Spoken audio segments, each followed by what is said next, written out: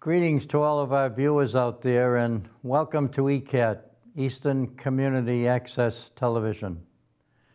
I'm Dave Clifton, not only wishing you a happy holiday, but inviting you to join me today where you have an opportunity to learn, to plan, and to prepare for the possibility of a rescue. I'm going to talk about CPR, cardiopulmonary resuscitation, and the name of this show is entitled Learn CPR, It May Save a Life. Folks out there that are watching, one never knows where you're going to be or when it's going to happen, and sometimes it happens when you least expect it. Someone goes down, they go into cardiac arrest, what do? I know that everyone out there knows enough to call 911 and to get your emergency rescue team there as soon as possible. But it's so important to remember, the sooner you do CPR, the better chance that the victim has in terms of survival. Today I'm going to show you how to do one-person CPR on the adult, one-person CPR on the small child, and one-person CPR on an infant under age 1, a non-walker. You're going to learn that CPR is much easier to do today than ever before. I think we finally got it right. I've had the opportunity to have lots of training over the years. I've taught through the American Heart Association. I've done some teaching with the American National Red Cross. And of course, ECSI, Emergency Care and Safety Institute. I'm Dave Clifton. I'm happy to be able to join you in your living room so that you can watch the techniques of doing CPR. I personally feel that the more you do this with mannequins, the better you get at it. And of course, victims today have much more of a chance of survival than ever before. When I talk about sudden death scenario, I'm talking about the times that you would actually do CPR. It certainly could be a heart attack victim. It could be someone you pull out of a fire. It could be heavy drug overdose. Not just electrical shock, but it could be a drowning scenario where you would be expected to do what you've been trained to do CPR. And it's amazing today, during these times, as we say goodbye to the year 2022 and we welcome in the new year 2023, I think we got it right. I think that when we teach this class now, people have a better chance of surviving. There's much more of an emphasis on doing compressions first, followed by ventilations.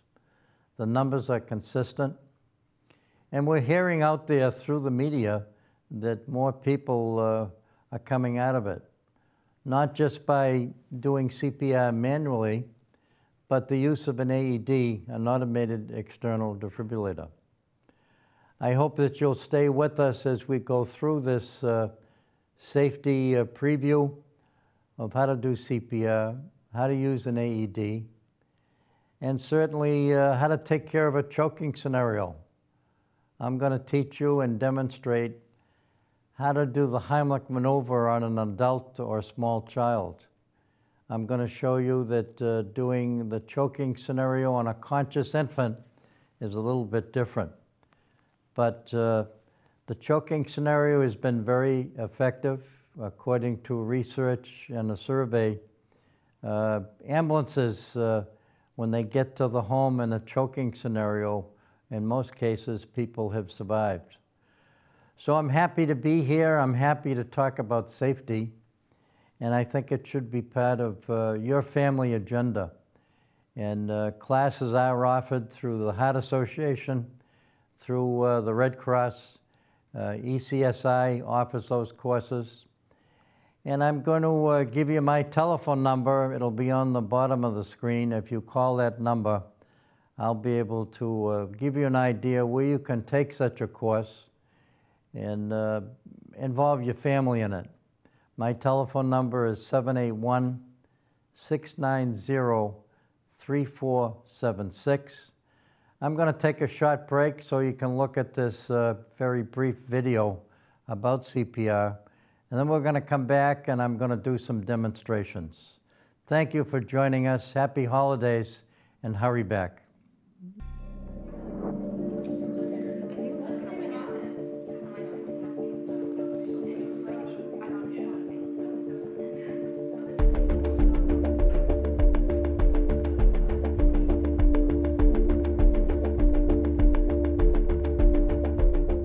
Are you okay? Are you okay? You, call 911. You, get an AED. This is a scene that plays out over 1,000 times every day in the United States. If you see or find an adult or teen who has collapsed, they could be in cardiac arrest, and you need to act now. Assess for any signs of movement or normal breathing. If the person has slow, deep gasps, this is not the same as breathing. Call 911 or direct someone to call. Treat. Press hard and fast on the center of the chest.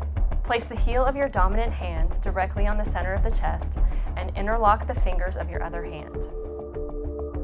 Keep your arms straight and lean over the victim, using your body to compress the chest. Push down hard. You need to compress the chest at least 2 inches and push 2 times every second, or 120 times per minute. Allow the chest to recoil completely with each compression. If the victim is on a soft surface, like a bed or a couch, move them to the ground before beginning compressions. You may have heard in the past that you must do mouth-to-mouth ventilations. Mouth-to-mouth is not needed for adults or teens and could be harmful. Perform chest compressions only. However, mouth-to-mouth is needed for young children and infants. While performing chest compressions, direct someone close by to get an AED. The AED, or automated external defibrillator, is the only thing that will shock the victim's heart back into normal function. When the AED arrives to the victim, simply turn it on and follow the voice-guided instructions. Unit okay. Stay calm. Check responsiveness. Call for help. Attach defib pads to patient's bare chest.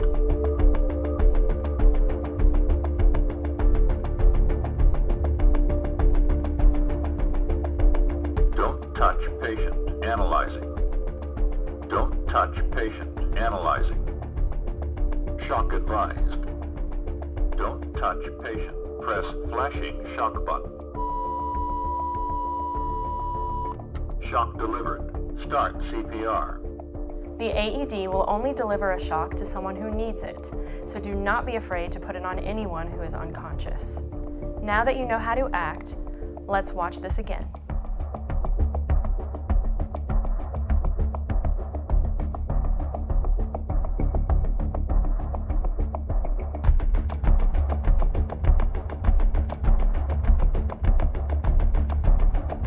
Are you okay? Are you okay? You, call 911. You, get an AED. Keep your arms straight and lean over the victim, using your body to compress the chest. Push down hard. You need to compress the chest at least 2 inches and push 2 times every second, or 120 times per minute. Unit okay. Stay calm. Check responsiveness. Call for help. Attach defib pads to patient's bare chest.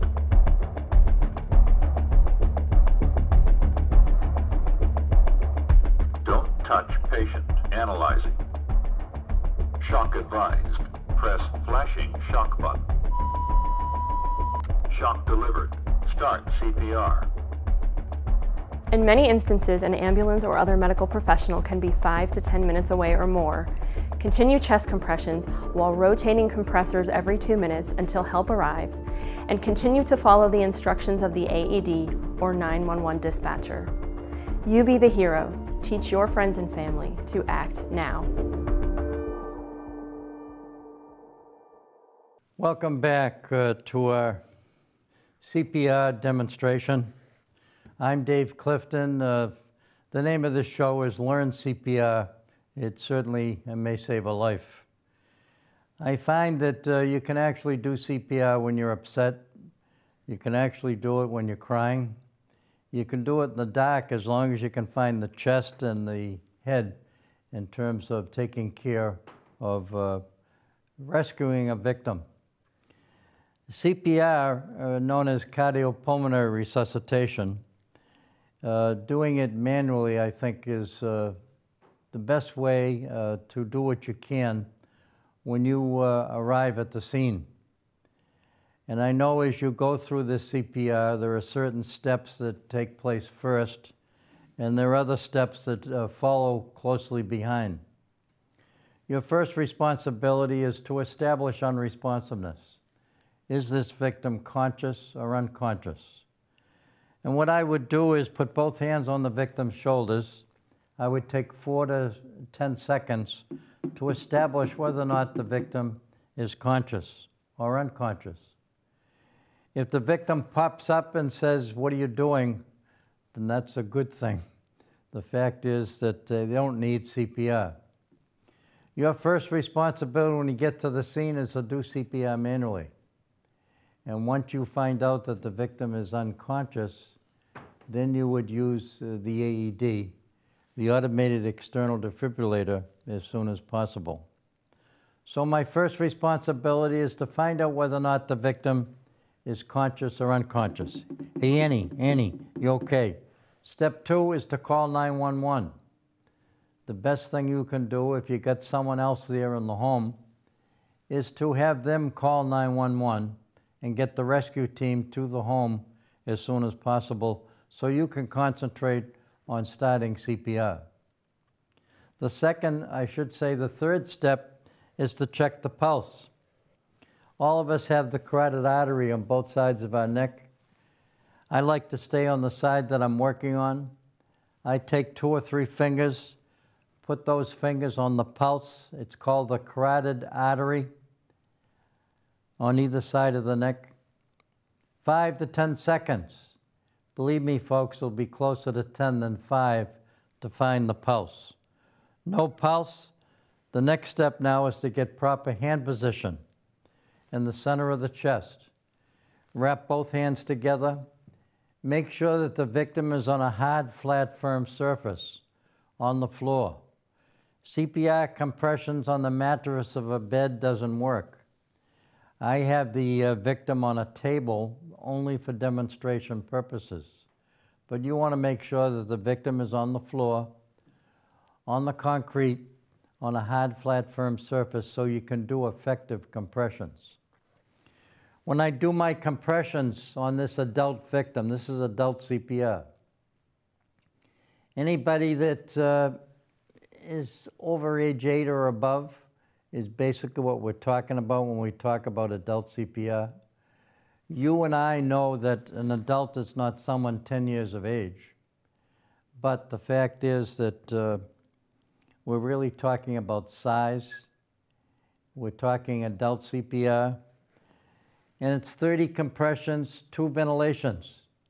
When you compress down on the adult victim's chest, you compress about 2 inches deep at a rate of 100 to 120 per minute. What do I mean by that? If I asked you to do 100, do enough CPR compressions in a minute, it'd be about 100 to 120 per minute. When you compress down, you compress at least 2 inches deep. Now, nobody carries a ruler with them to measure, but I'll give you an idea of what we're talking about when we say 2 inches deep. See what I'm doing now? That's nothing at all. See what I'm doing now? That's too hard. So in between both those, you would compress, and that'd be about 2 inches deep. When I compress on the number, and I put the word "and" in the middle, and that's about the right pace that you should be going at. Let me give you another example. If I were to clap my hands together, that would be the right pace, what I'm doing right now, in terms of doing your compressions. If I went this fast, I wouldn't have the right upstroke when I do the compression. And of course, this would be too slow.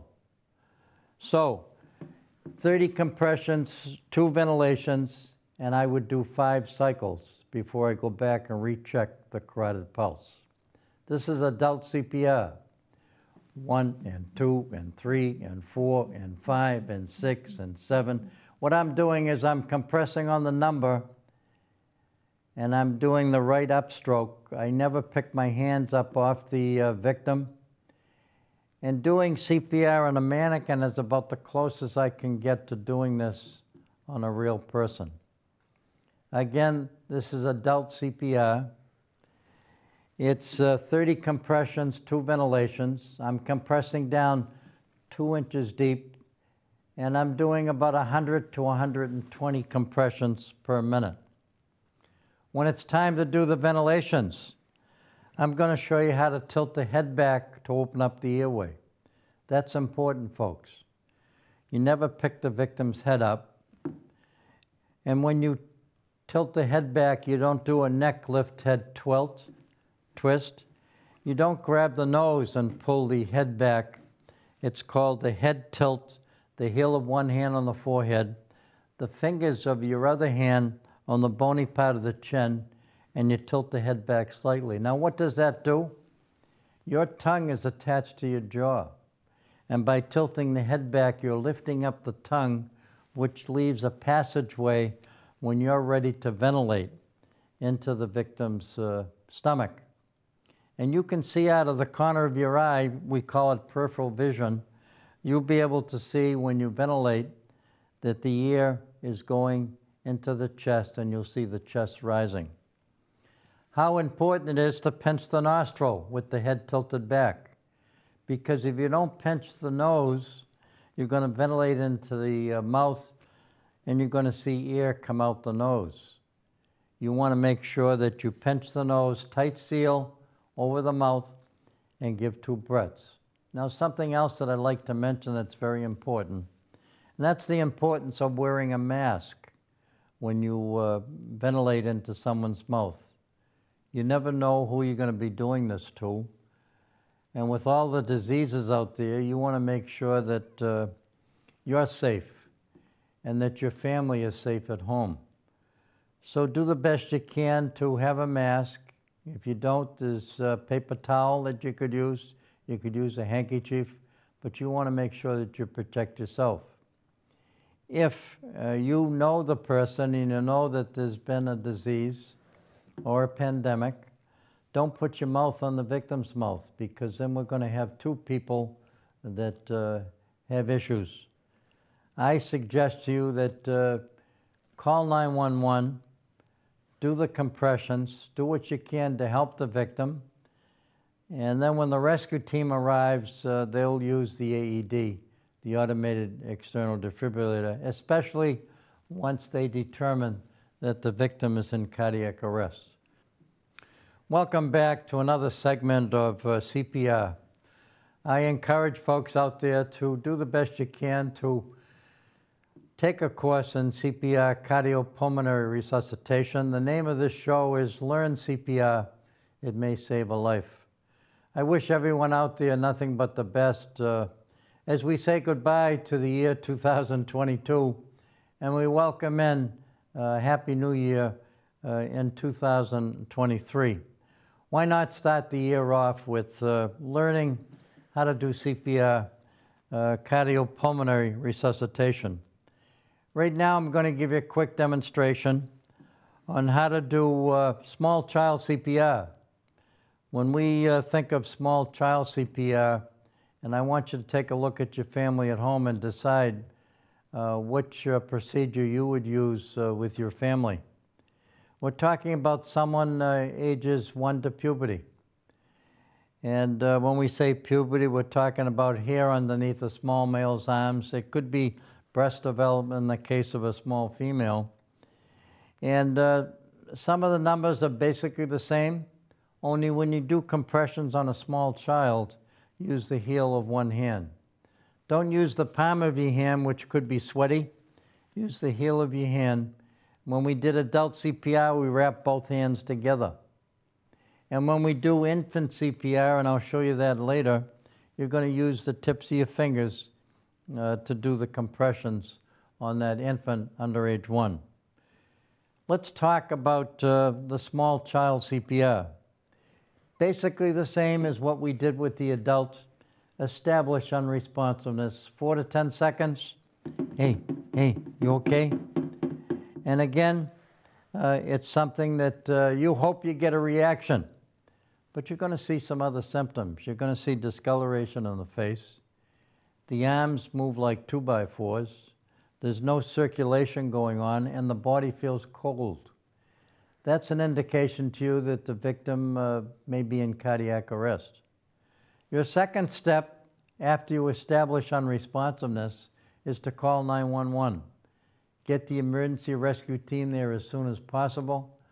If someone else is in the home where you're doing this procedure, make sure they open up the front door and go outside and let the rescue team come in the front door. The third step is to check the pulse, just like we did with the adults. On the small child, ages 1 to puberty, 5 to 10 seconds to check the pulse. And now it's time for hand position. Notice I'm using the heel of one hand. It's 30 compressions, 2 ventilations, compressing down 2 inches deep. Basically the same as what we did with the adult. 1 and 2 and 3 and 4 and 5 and 6. 30 compressions, 2 ventilations. Head tilt, chin lift, pinch the nostril, use a mask, give 2 breaths. Back to your compressions. 5 cycles of 30 compressions, 2 ventilations. However, if you determine after doing 3 cycles that the victim you think is in cardiac arrest, use the AED as soon as possible. Now, I say to people that take the courses in CPR that you don't have to be a rocket scientist to use an AED. This machine comes with 3 buttons. The green button is the on-off button. The yellow button is the analyze button, and the red button is the shock button. When you use the machine, your first responsibility is to do CPR manually, which I did. The next step now is to put the machine on. It's like a computer, it needs time to charge up. Eventually, after you put it on, and you see the light that's on, it's eventually going to tell me to connect the electrode pads. These machines come with electrode pads. And as I said, you don't have to be a rocket scientist. It shows you on the back of the pad where the pad goes. One pad goes above the right nipple, and one goes below the left armpit. And of course, in this particular machine, this has to be plugged in. Once you plug it in, it's going to call for analyze. Electrodes. Push analyze. And now it tells me to analyze. That's when I say, I'm clear, you're clear, we're all clear, stand back. You don't want anybody touching the victim when you push the shock button. I see the light blinking. Stand clear. It's telling and reminding me to make sure that Shock people advised. stand clear. Now it's calling for a shock. Pushing the button's not going to do anything. Clear. Push to shock. Now it's calling for the shock. The light is blinking. Stand back, I'm ready to shock. Now when you use this machine, you just want to follow the prompts. It has a screen here on the mannequin, I should say on the AED, and it tells you exactly what it's verbalizing. All you have to do is follow directions. You want to make sure that nobody touches the victim when you push the shock button, because if someone does that, you'll stop their heart as well. So I think safety tells us that follow the prompt. If you forget, what did Dave, the instructor, say today? He said to turn the machine on, and once you put the machine on, it's going to tell you what to say. All the machines have the same electrode pads. The only difference, if you were doing this on an infant, you've got smaller pads. One pad goes on the front of the victim's chest. and the other pad goes on the back of the infant. It doesn't go the same way we did on the adult or small child. And we now use AEDs on the infant. The newer models for the AEDs, the automated external defibrillators, they don't have a green button on the machine. You open up the cover and the machine starts to speak. And guess what? You don't have a yellow button on the newer models. It's an automatic analyze. So what do? You have to strip the victim from the waist up because these pads have to be flush with the skin. If someone has a built-in defibrillator in the case of an adult, don't put the pad over the built-in defibrillator. It's about the size of a cigarette lighter. You can see it underneath the skin. Switch sides. Put one pad above the left nipple and one pad below the right armpit. And again, in the newer models, you don't have to plug this in. It's already attached. So there's no on-off button. Open up the cover of the machine, the newer machines, and it starts to speak. No analyze. You put the pads on the victim and you wait for it to tell you whether or not you need to shock. The machine may come back and say, continue CPR compressions. The machine may say to you, check the pulse. That means the victim is actually coming out of it. I know of someone that was shocked 8 times before they came out of it. These machines, they weigh about 5 pounds, 5 to 10 pounds. And I'll tell you, there are people walking around today because of the use of an automated external defibrillator. You'll find them all on the police and fire department vehicles. In some communities, they have an AED in each one of the town buildings. And you'll find them at the airports, located every so many feet along the concourse. You'll find them on the planes. You'll find that corporate offices have them in the private sector. They could afford them years ago. And then police and fire get grants to get more AEDs. These are important. When they first came out, people wondered whether or not they would misuse them or shock someone the wrong way. We even have these AEDs in schools so that if there's an emergency, and I pat on the back the young people at the schools for not misusing them. They have treated them as a matter of life or death, and they have been protected.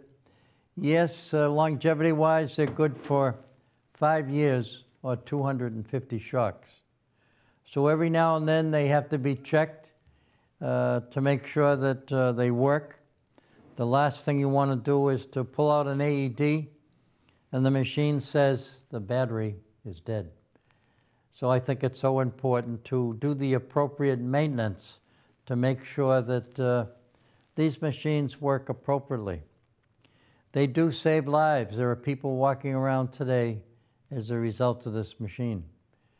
There are people that have gotten a second shot at life as a result of doing CPR manually.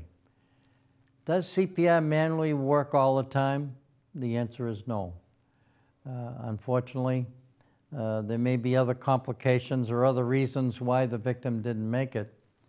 But we want to do the best we can, all of us, to do the appropriate training, to look at videos like this so that we get a chance to see it done.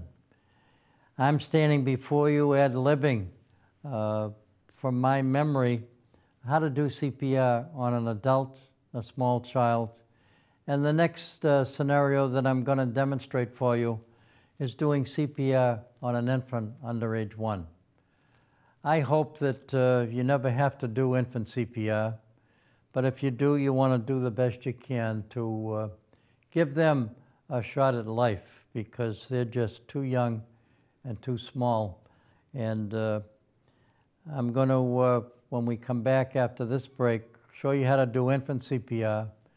Then I'm going to give you a demonstration on how to do the Heimlich maneuver if you got a choking victim, and how different it is to do a choking scenario on the adult and small child versus doing it on an infant.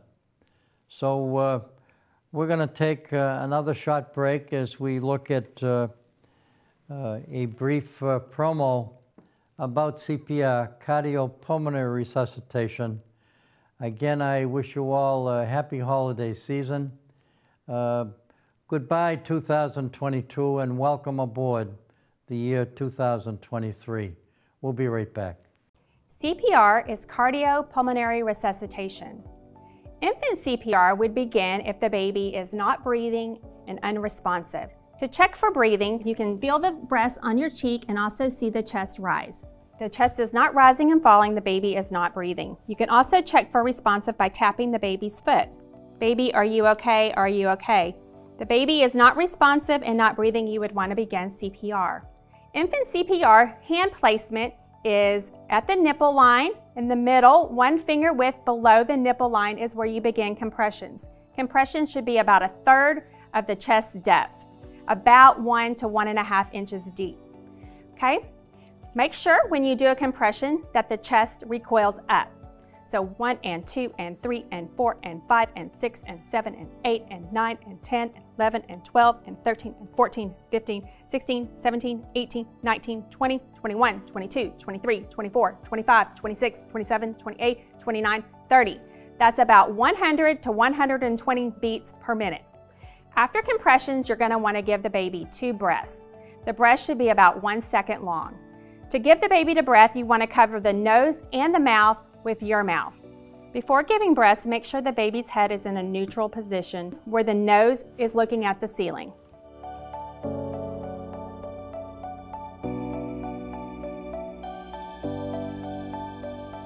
Make sure the chest rises and falls after each breath. If it does not, you'll need to reposition the baby's head.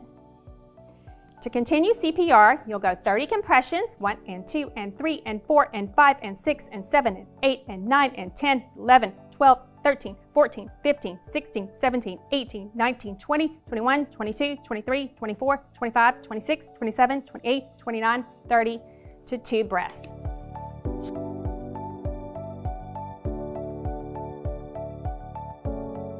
If you are alone and need to begin CPR, you'll want to do 5 rounds of chest compressions and breaths before you call 911. If you have somebody with you, shout out for them to call 911 while you start CPR. You'll want to continue CPR until the baby becomes responsive or help arrives. When performing CPR, you want to ensure that the baby is on a flat, hard surface, so a tabletop or the floor would work for CPR. Welcome back to a safety discussion. Learn CPR, it may save a life. I would like to say that this cablecast production on this safety video is a production of ECAT, Eastern Community Access Television. Again, doing what we can to bring this into your living room so you can share this conversation with your family. One never knows where you're going to be or when it might happen, but you want to be prepared to do what you can to save a life. Again, I encourage each of you to take a class in CPR. There are instructors out there that will come right to your home and teach your family right in your own living room and give you a chance to use the mannequins so that you feel comfortable doing CPR if, God forbid, something did happen. You may have some flexibility doing the rescue with your training to consider using the heel of one hand if you're doing this on a senior adult. Maybe a grandma or a grandpa lives at the house and they may be a frail person that you have to be cautious in doing your compressions. How important it is to compress on the right spot, because if you slide over and you crack a rib, the rib could puncture the liver and the victim isn't going to make it anyways. So do the best you can to be in the right spot. And of course, by compressing, you end up massaging or squeezing the heart, which shoots blood to the rest of the organs in the body, most important of all, the brain. So I say that although I'm being repetitious in some of the things that I say, they're important enough to repeat a second time. Now I'm going to give you a quick demonstration on what you would do if you had to do CPR on an infant. If I had to establish unresponsiveness, I would never do this. I think you know what kind of trouble that would get us in, the shaking of the head. I like to control the head at all times. There are 3 ways to do CPR on an infant. You can do it on the floor. You can do it in your arms where the legs straddle your elbow as you hold the head with your hand. Or the next way, which I think is the best way, is to do CPR on an infant on the table. I like to keep one hand underneath the head at all times so I can control the head. I can help tilt the head back if I have to. And of course, how would I establish unresponsiveness on this infant under age 1? I would do a little tickle here and there. Hey, baby, baby, touch the cheek, maybe the toes. The nicest sound that I can hear from the infant is the infant crying. And if that doesn't happen, you're going to see some discoloration. The pupils are dilated, body feels cold. You know there's an issue. This victim or this infant is not breathing. God love you. You want to do the best you can to help an infant. The next step is to call 911, get the emergency rescue team here. We need an AED. We have an infant that's unconscious. The next step is to check the pulse. We don't do the carotid pulse in the neck of an infant because their necks are so tiny. What we do is we check the brachial pulse, the back of the muscle, folks, of either arm. And it's 5 to 10 seconds. You'll find out when you check someone's pulse, and even your own, that you don't just put your fingers down and find it. You have to search for it. You have to push in to see if you can feel it. The brachial pulse, the back of the muscle of either arm, 5 to 10 seconds on the infant under age 1. Usually an infant is a non-walker, someone in diapers, someone in a crib or bassinet. I used to say someone who wets their pants, but adults wet their pants, so I don't use that anymore. I'm being facetious. The fact is that check the pulse 5 to 10 seconds. What's next? Compressions. Compressions come before ventilations. It's called CAB, CAB.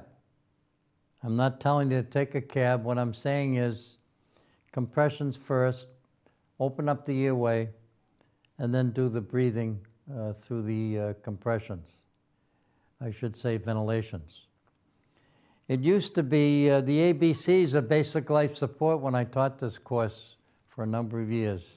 A, open the airway. B, assess breathing. C, do the compressions. And then we threw in D, use the defibrillator. Now they've changed it to CAB, do the compressions first, followed by the ventilations. I use the tips of my fingers. If you get long fingernails, folks, usually infants don't have a lot of clothes and you don't want to do a compression this way. Do it this way. Put the tips of your fingers in between both nipples. 30 compressions. It's very consistent with what we've done with the adult CPR and small child. It's all 30 and 2. 30 compressions, 2 ventilations, 5 cycles. And again, how deep do you compress on the infant? It's not 2 inches deep, it's 1 inch deep. So you kind of lighten up on the compression. 1 and 2, 3 and 4 and 5 and 6. 30 compressions. I'm not doing all 30 because I'm doing a demonstration here and I don't want to take up too much time. But it's 30 compressions, 2 ventilations, 5 cycles. And you compress down 1 inch to 1.5 inches at the most. When it's time to ventilate, you want to make sure, number 1, that the head is tilted back. Don't go back so far on the neck that you hyperextend the neck or close the airway on the opposite end. Tilt the head back slightly. And when you ventilate, you're going to put your mouth over the infant's mouth and nose. And you're going to give 2 puffs. Notice I said puffs. not deep staircase breaths. Open up your mouth, tight seal, cover the mouth and nose. You don't want to be pinching the infant's nose, they're too tiny. You don't want to break the nose. So you give 2 puffs, and then you go back to your 30 compressions. There should not be a long pause in between compressions and ventilations and compressions. 1 and 2 and 3 and 4 and 5. And again, if you're not going down deep enough, you're not going to be able to massage that heart, which is going to squirt the blood to the rest of the organs in the body. 30 compressions, 2 ventilations.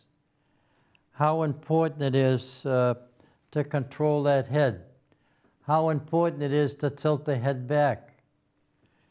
What I've done so far, folks, is I've given you a quick demonstration on how to do infant CPR. Now I'm going to do it once again, and hopefully it'll sink in. Number 1, establish unresponsiveness. Hey, baby, baby, hey. Step number 2, call 911. We need the emergency team here as soon as possible. We have an infant down. The next step, check the pulse, brachial pulse, back of the muscle of either arm. Remember, you got a pulse in your thumb. So you don't want to use your thumb, you want to use your other fingers. 2 or 3 fingers, that's a judgment call that you make. No pulse. Finger position, 30 compressions. 30 compressions, 2 ventilations. And again, make sure that head is tilted back. When you put your mouth over the infant's mouth and nose and give 2 puffs. Back to your compressions. 30 compressions, 2 ventilations, and again, it's not 2 inches deep when you compress down on that infant's chest. It's 1 inch to 1.5 inches. And again, all those steps are so important. What we've done so far is we've given you a brief demonstration on how to do 1-person CPR on the adult, 1-person CPR on the small child.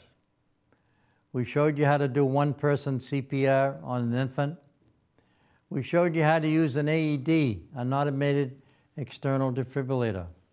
We encourage you to take a course, either through the Heart Association, the American National Red Cross, or ECSI, Emergency Care and Safety Institute. You will get a card, you'll get a certificate, but more important than that, you'll know how to take care of saving someone's life if indeed they get in trouble. Another important part of this course is to make sure that you know how to take care of a choking scenario. When you come back, I'm going to demonstrate exactly what you would do if you had to rescue someone that you saw in a restaurant that might have been choking.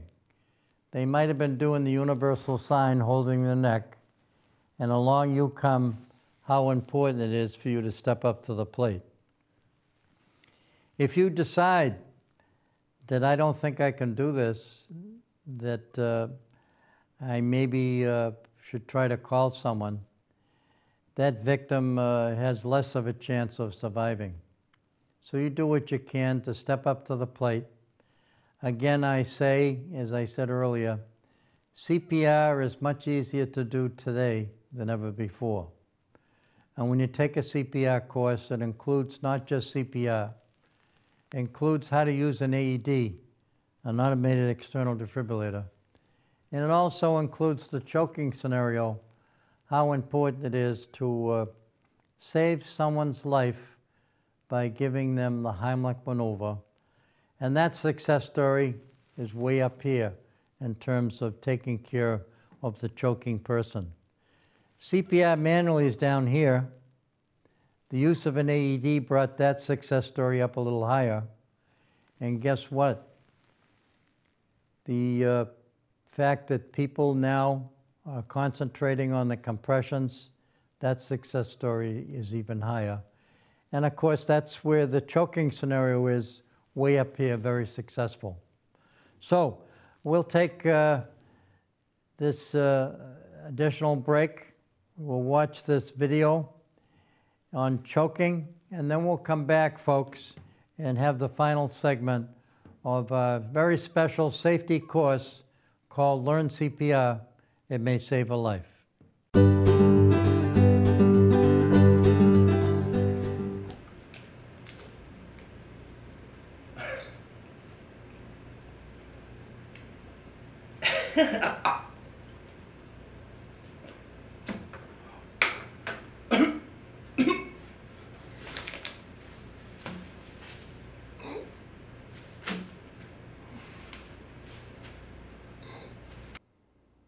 Now let's cover the highly effective and very important skill called conscious adult choking. Now in this scenario, we have someone who was eating at a table. They began to choke. We know they were choking because they could not cough, they could not breathe, they could not speak. This is a full obstruction and it needs help if it's going to come out in most cases. If it's easy to activate the emergency response team or call 911, great. But if not, we can wait until the patient goes unresponsive before we actually take the time to call 911 or activate a code. But in this case, we're going to come up to the person, we're going to look them in the eyes. Are you choking? They nod yes. I know how to help you. May I help you? They give me permission to help them. They're still conscious, and so we want to get that permission from the patient if at all possible. Now I'm going to elevate their elbows. I'm going to find the belly button. The belly button is my landmark so that I can tuck my thumb in and put the fist just above the belly button on their abdomen. I want to stay below the xiphoid process, which is approximately right here. I want to stay just above the belly button because this is where I find the diaphragmatic region. This is exactly what I want so that I can bring that diaphragm up and in while I compress the lower lobes of the lung, shoot the air up the trachea, popping that object out, and it's effective the majority of the time. So I'm going to take that hand, keep my elbows out so that I'm not on their ribs any more than I have to be, and I'm going to start with my inward and upward thrusts. And I'm going to do these thrusts until either the object comes out or the person goes unresponsive. In this case, the object did come out. He began breathing, coughing, clearing his own airway. I simply re-encourage him that he's doing fine. If he feels like sitting down, we could have him sit down. And if we had not already called 911, now would be the time to call 911 or call a code if they go unresponsive. If we've already called 911, keep them coming. It's fine. Even though the object came out, it's always a good idea to have EMS stay on the way so that if this person opts not to go in, they can be checked out by the EMS professionals. They're going to check airway, they're going to check some lung sounds to make sure there's no partial obstruction, and they're probably going to do a quick assessment to make sure there's no internal bleeding from the abdominal thrusts. So if the individual does not opt to have that done to them or the EMS providers do not come, I always like to encourage them to go to their own practitioner and just be looked over and made sure that everything is okay. Keep in mind that if this person were not to have this successful removal of the obstruction, they would probably go unresponsive in a short amount of time. And it's then that we would assist them to the ground carefully and begin the skill of unconscious adult choking.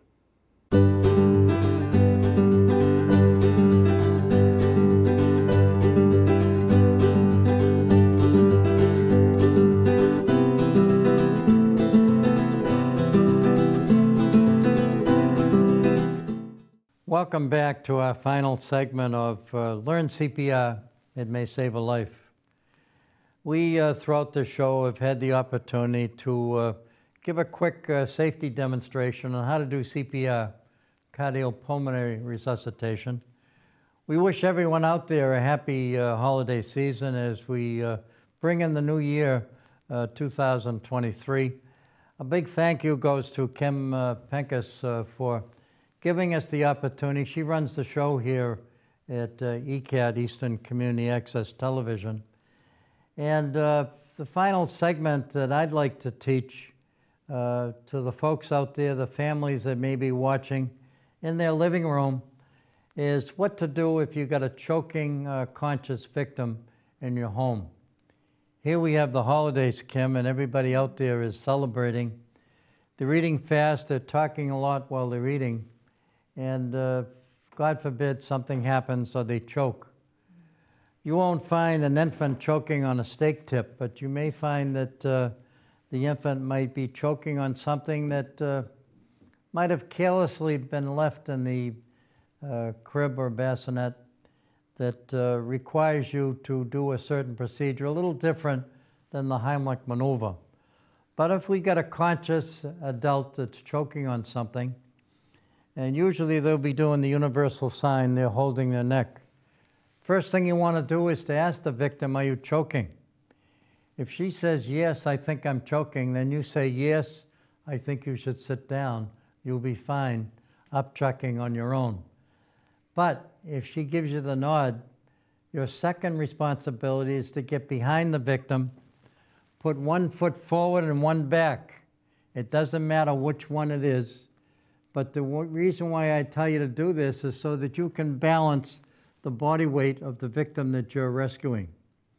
She's choking, and in the latter stages of choking, she's going to become waddly, and of course, there's only so long that you can survive without breathing. She cannot breathe. She's got a steak tip that's clogging, and all of a sudden she starts to become wobbly. That's why you put one foot forward and one back. The next step is to get proper hand position. Everybody's got a rib cage shaped like a V. Mine used to be shaped like a V, folks. But you want to take your thumb and your baby finger. Put your thumb at the tip of your rib cage. Put your baby finger down where you think your belly button is. And what you want to do is to turn that fist in so the knuckle of your thumb is in the breadbasket area. See that circle I'm making? That's the area where you'd actually do the compression. When you compress, you wrap your other hand around that fist that you made in that stomach area. And when you do your upward thrust, the magic number is 5. 5 quick upward thrust. You go in and up 5 different times. That's enough to make the victim want to lean over because they feel like they want to upchuck. And when that steak tip comes out, Kim, it comes out faster than a speeding bullet. It'll bounce right off the wall. So I say to you, do 5 quick upward thrusts, look at the mouth, do 5 more, and you have to be aggressive. I'm not going to come up to Kim and just go like this. She's going to fall over, especially as time goes by. I'm going to be aggressive, hold on to her, get the proper footing, get the proper hand position, and do what you can to do the 5 quick upward thrusts. It does work, it is effective. The back blows are gone. We no longer use those. And don't put your fingers in Kim's mouth because in the latter stages, she's going to bite your fingers off. As you can see here, I got 2 fingers missing from doing this. No. Fact is that you want to act quickly. You want to do the best you can. And the most important thing that you can learn from me today, folks, is to recognize someone that's in trouble. Recognize someone who just keeled over and went into a heart attack scenario. Recognize someone who might be choking. And if you don't act quickly, someone else may not do that. And of course, time is of the essence. 0 to 4 minutes is clinical death. 6 minutes or more is biological death, or call it brain death. So you want to act as fast as you can. Success story for doing the choking scenario is way up here. Very successful, before the ambulance arrives. You should always call 911. Someone else calls 911 and you do what you can to step up to the plate. Are you choking? Get the proper footing, get the proper hand position, and do the Heimlich maneuver. It's in and up in that stomach area. What that does is it sends pressure, it sends air up here, and each time you do it, that piece of meat moves further and further up to the top, and when it comes out, it does come out like a speeding bullet. That's what we do if we had to do the Heimlich maneuver, which is a lot easier to do than it is to spell. The fact is, the infant is a little different. Kim, again, before I do the infant demonstration, I want to thank you and ECAT, Eastern Community Access, for opening up their doors and sharing this safety video with folks out there in the Eastern community and other towns that may be watching this. That's what ECAT does, and we thank you on behalf of all the residents for the good things you have done over the years. So, Kim, I also wanted to thank our producer, Adam, for producing this show, which we hope to share with you on different occasions, because you need to see this more than once. You don't need to see my gray hair. You need to hear what I have to say about CPR, the use of an AED, and of course the choking scenario. Thank you, Kim. What I'm going to do right now is to give you a quick demonstration on what you would do if you had a choking conscious infant. I like to tilt the head back slightly, and I like to look, listen, and feel. What do I mean by that? I put my cheek next to the infant's nose and mouth. I look at the chest to see if it's rising. Do I feel any air come out the nose or the mouth? The answer is no. Can I hear that crow-like sound of an infant that might be choking? Yes, I can hear that. It sounds like this. Oh, oh. What do I do next? I know I have a choking scenario in the case of the infant. I cup the infant's chin so I can control the head. I don't put my hand around the infant's face, that's suffocation. I don't put my hand on my fingers around the infant's neck, that's strangulation. I cup the chin, I point the head down. Not level, not up in the air. I point the head down. So if the object, that small piece of pacifier, wants to come out, it'll drop to the ground. I do the back blows and I do the chest thrust. I use the heel of my opposite hand and I give the infant 5 back blows. That's the magic number. I don't do this. This is not patty cake. It's not going to work. I have to actually use the heel of my opposite hand and the upper shoulder blade and give 5 back blows. Leave my hand on the back of the head, turn the infant over, and I do 5 chest thrusts.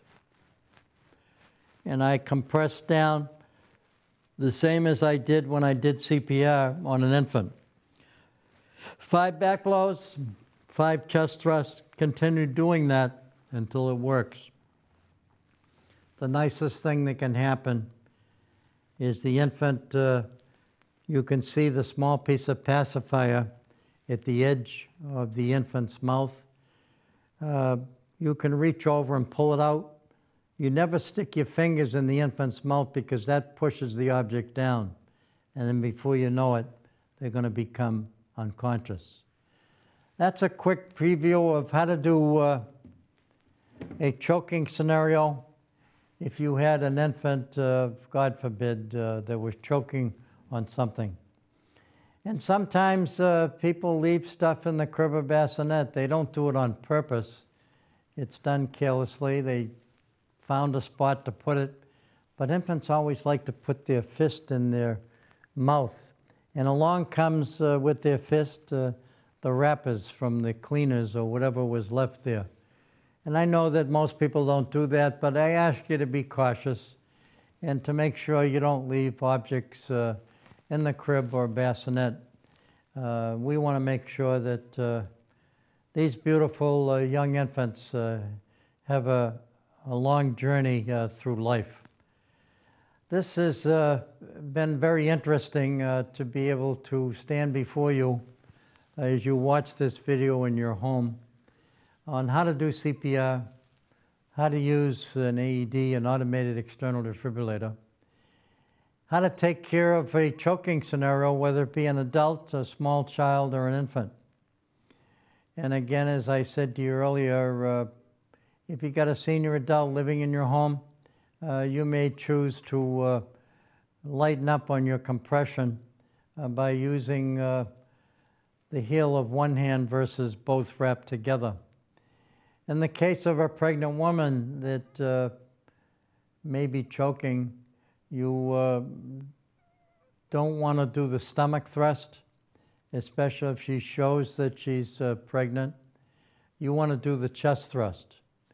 There may be a scenario where you got a heavy guy and you can't get your arms around him so that you could do the Heimlich.